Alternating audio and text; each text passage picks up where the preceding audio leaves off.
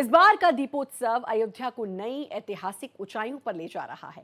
प्रभु श्री राम की नगरी न केवल लाखों दीपों से जगमगाएगी, बल्कि इस बार सरयू तट पर मां सरयू की भव्य आरती भी इतिहास रचने जा रही है।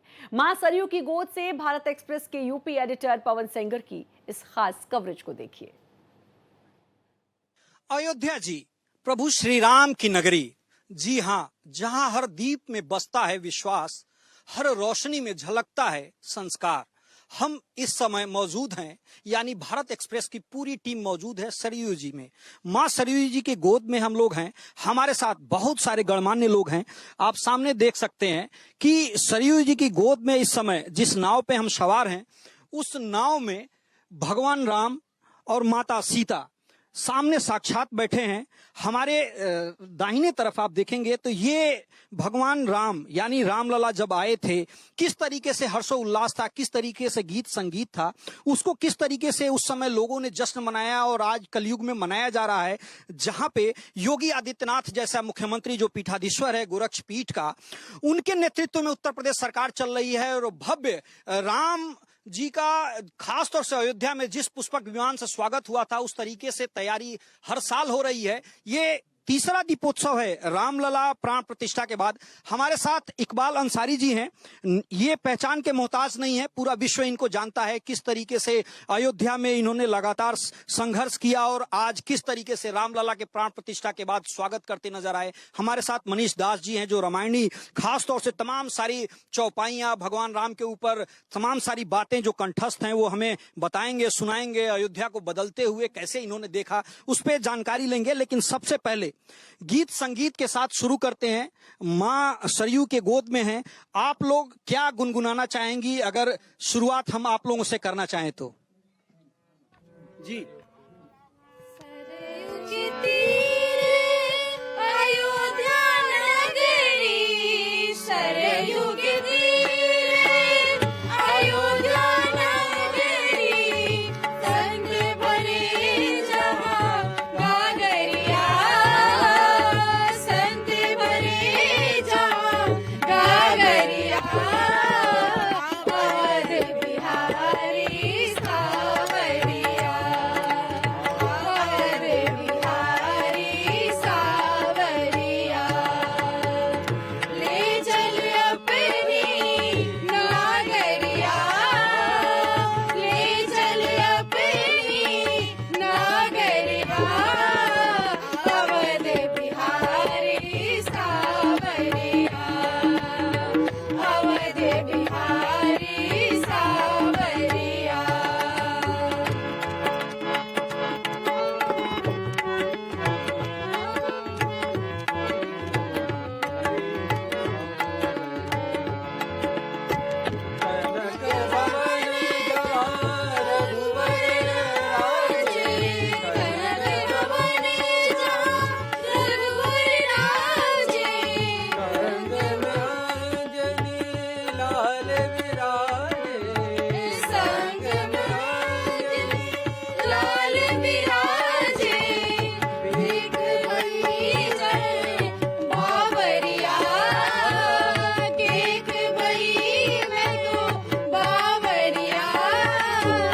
अवध बिहारी सावरिया, अवध बिहारी सावरिया, अवध बिहारी सावरिया।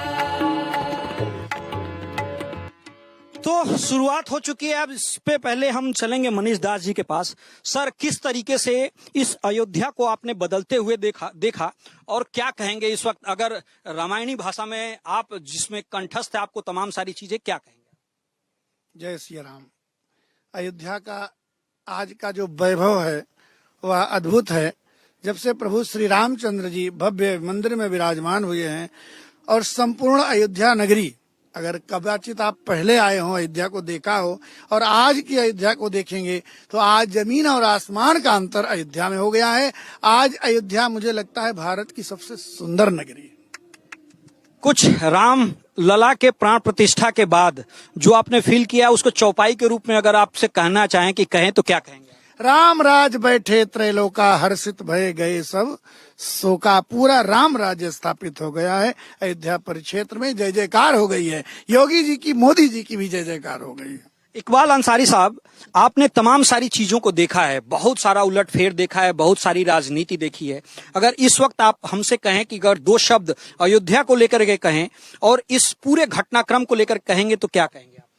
देखिए, सवाल हमारे यहाँ अयोध्या का है। अयोध्या धर्म की नगरी है और यहाँ महत्व जो है वो सरजू नदी का है, हनुमान जी का मंदिर का है, भगवान राम के मंदिर का है।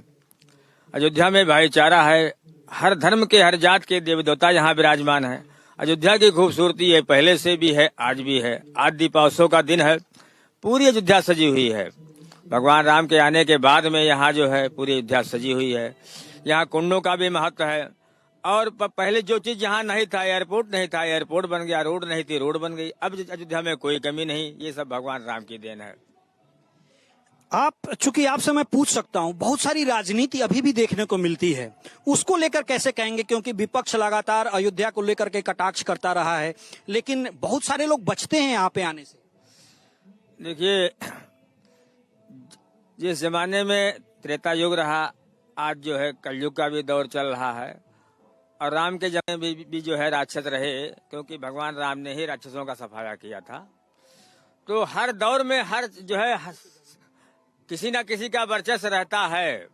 तो आज जो है राम जी का दौर है, राक्षसों का सफाया होना है, अभी कोई दिक्कत नहीं है। अयोध्या में राम राज है। आप इसको लेकर किस तरीके से देखेंगे? क्योंकि आप तमाम सारे लोगों को यहाँ पे देखा है आते हुए, बयान देते हुए। आप आज के दौर में उन लोगों को बयान को कैसे देखते हैं और क्या कहेंगे? अब पूर्व के बयानों के कारण निश्चित रूप से उन्हें अयोध्या आने में शर्म आती होगी। पूर्व में बहुत सारे ऐसे बयान उन्होंने दे दिए। कभी कहते थे कि तारीख बताएंगे नहीं, मंदिर बनाएंगे। अब वो मंदिर बना करके दे दिया है भाजपा ने, तो जाहिर सी बात है कि उन्हें आने में अयोध्या संकोच होता। परंतु अयोध्या सभी का सम्मान करती है, स्वागत करती है। वह भी आए, प्रभु श्री राम ने तो सबको क्षमा किया है, कोई फर्क नहीं पड़ता। आप आइए, रामलला का आशीर्वाद लीजिए, आपका भी कल्याण हो। अयोध्या तो सभी के मंगल और कल्याण की कामना करती है। इसी बात पे फिर एक बार चलते हैं संगीत की तरफ। आप लोग, मैं चाहता हूं कि उन गीत धुन को सुनाएं जिसको लोगों ने सुन करके राम की परिकल्पना की है।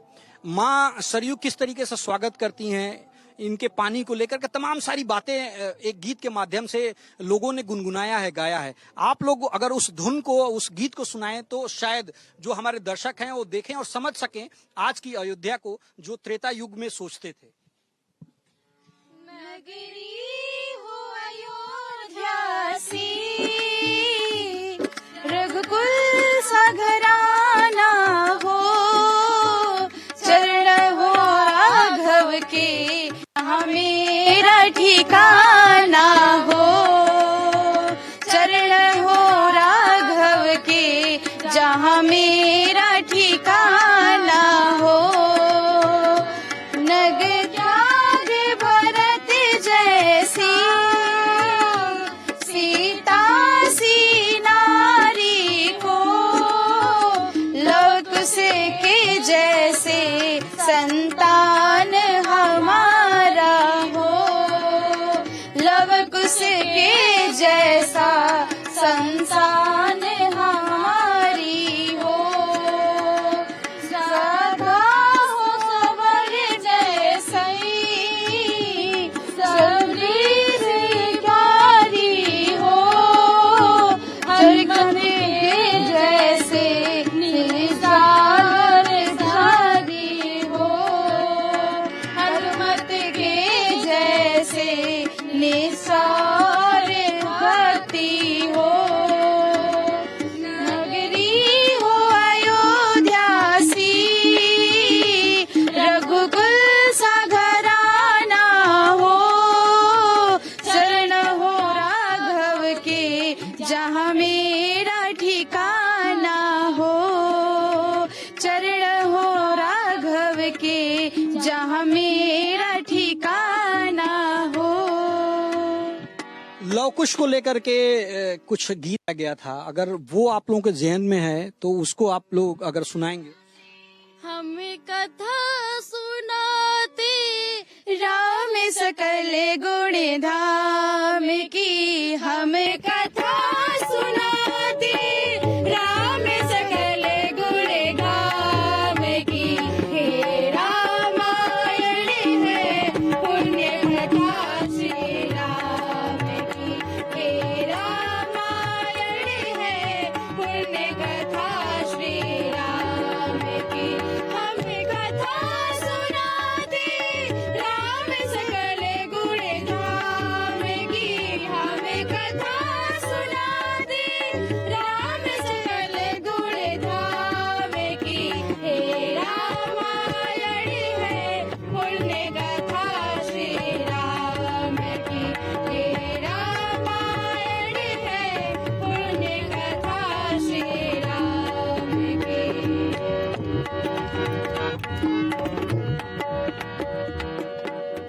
अयोध्या के विकास को लेकर के खास तौर से मुझे याद आता है जब राम लला की प्राण प्रतिष्ठा की बात चल रही थी और प्रधानमंत्री नरेंद्र मोदी प्रेजेंटेशन देख रहे थे।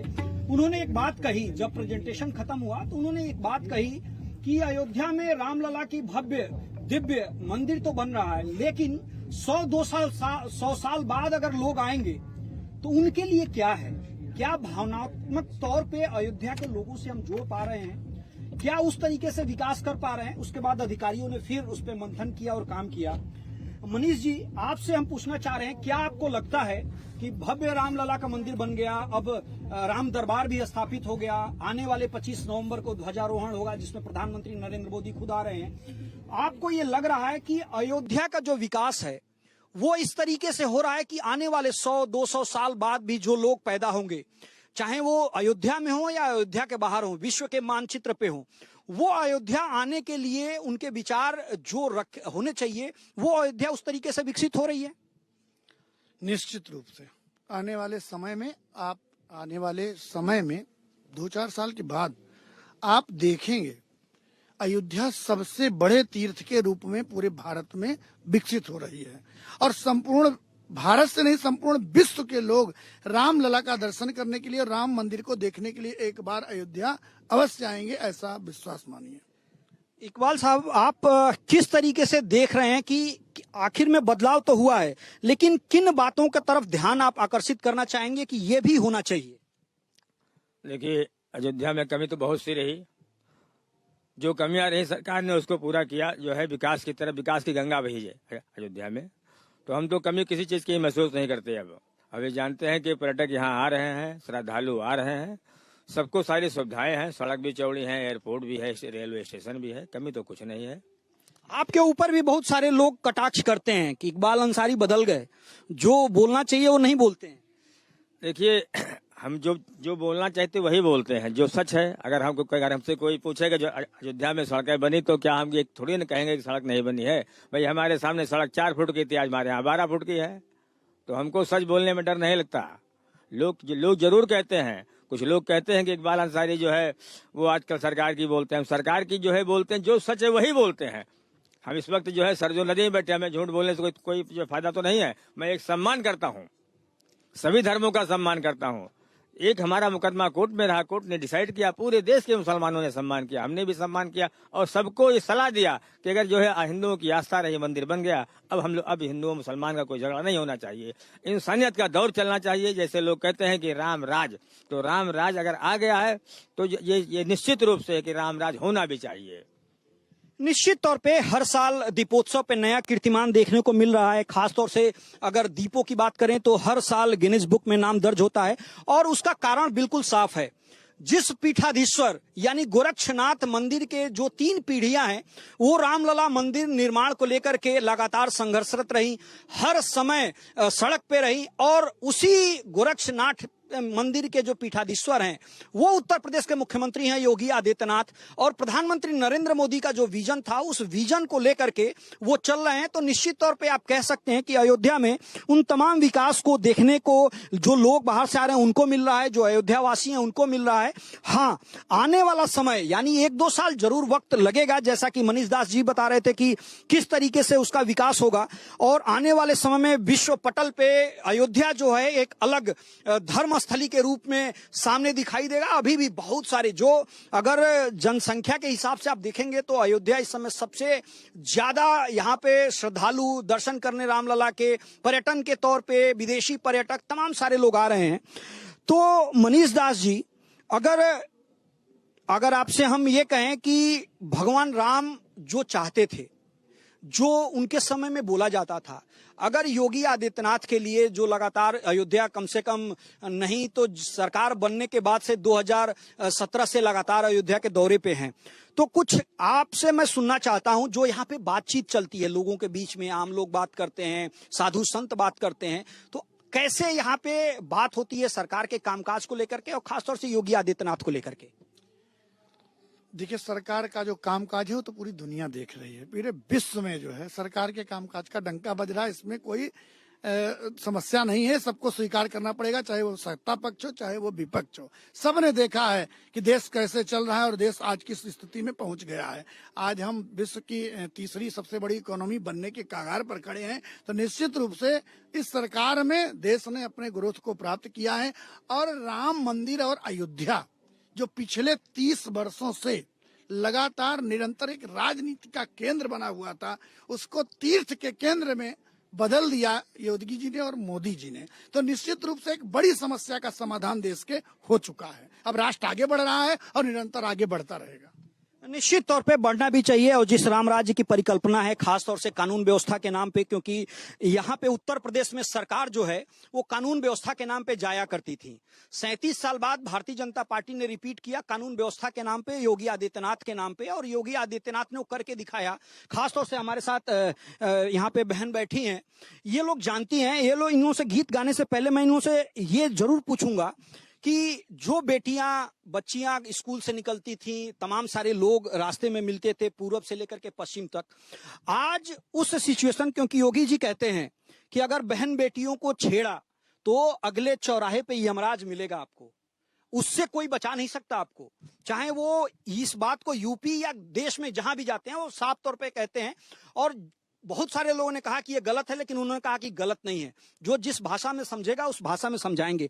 आप लोग अब इससे बात गुनगुनाइएगा, गीत गाइएगा, लेकिन मैं जानना चाहूंगा कि जो योगी आदित्यनाथ सुरक्षा को लेकर के खासतौर से आप लोगों के लिए जो बयान देते हैं उसको कैसे देखती हैं? बहुत अच्छे से हम लोग के लिए योगी जी और मोदी जी बहुत कुछ किए। हम पहले लड़कियों को बहुत समस्या होती थी कहीं जाने में, इधर उधर, तो कोई कुछ बोलता था, कोई कुछ करता था, कोई भी परेशान कर देता था, लेकिन अब ऐसा बिल्कुल नहीं है। हमारे लिए योगी जी बहुत कुछ किए हैं और हम लोग योगी जी को बहुत सपोर्ट करेंगे। हम लोग कहना चाहेंगे, जैसे कि हम लोग जानते हैं पहले का ऐसा समय था कि जैसे हम लोग कहीं भी रात में जाते थे तो बहुत डर लगता था कहीं कुछ हो ना जाए, कोई कुछ बोल ना दे। लेकिन अब ऐसा हो गया है, हम लोग कहीं भी किसी भी 2 बजे जाए, 12 बजे जाए, चाहे कभी भी जाए, हम लोग की कोई समस्या नहीं होती है, क्योंकि हम लोग के पीएम नरेंद्र मोदी जी और सीएम योगी आदित्यनाथ जी इतने अच्छे हैं कि हम लोग कहीं भी जाए कोई समस्या हम लोग की हो ही नहीं सकती है। कहीं भी किसी भी काम करे, चाहे हम लोग की कोई काम करने में कोई समस्या होती ही नहीं है। इस बहुत हम लोग उनका हमेशा सपोर्ट करेंगे। आपसे लेंगे, फिर आपसे गीत सुनेंगे। हाँ, मैं बताना चाहूंगी कि पहले हमें जाना रहता तो पेरेंट्स के साथ ही जाना अलाउ रहता था। अगर पेरेंट्स जा रहे हैं तभी जा पाएंगे, वरना हम नहीं जा पाते थे, क्योंकि पेरेंट्स बोलते थे कि हम नहीं जा रहे, कहीं भी हम निकल नहीं पाते थे।